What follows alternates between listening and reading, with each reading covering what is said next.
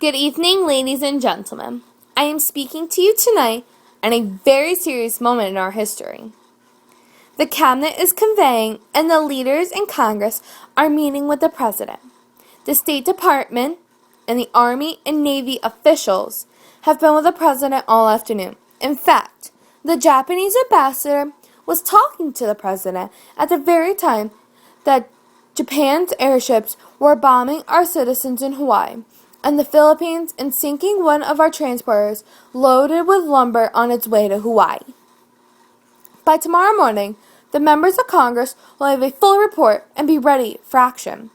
In the meanwhile, we the people are already prepared for action.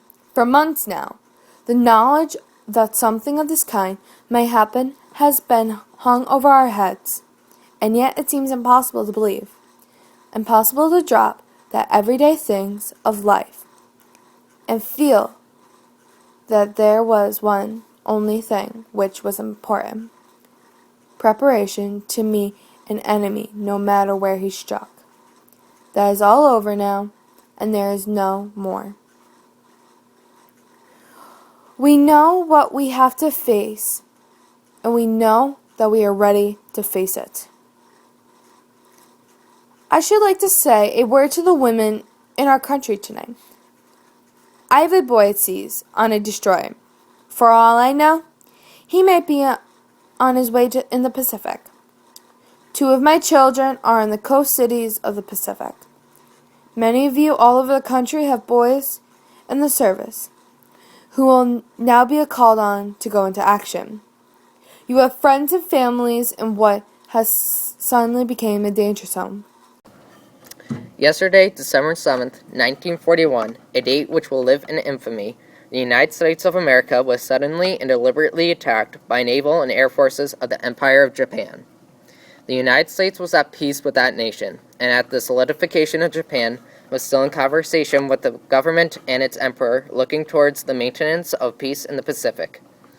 Indeed, 1 hour after Japanese air squadrons had commenced bombing in Oahu, the Japanese ambassador to the United States and its colleagues delivered to the Secretary of State a formal reply to a recent American message. While this reply stated that it seemed useless to continue the existing diplomatic negotiations, it contained no threat, hint, or armed attack. It will be recorded that the distance from Hawaii from Japan makes it obvious that the attack was deliberately planned many days or even weeks ago. During the intervening time, the Japanese government has deliberately sought to deceive the United States by false statements and expressions for hope for continued peace. The attack yesterday on the Hawaiian Islands has caused severe damage to American naval and military forces. Very many American lives have been lost. In addition, American ships have been reported torpedoed on the high seas between San Francisco and Honolulu.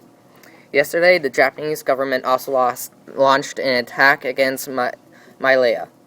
Japanese forces attacked Hong Kong, Guam, the Philippine Islands, Wake Island, and Midway Island. Japan has therefore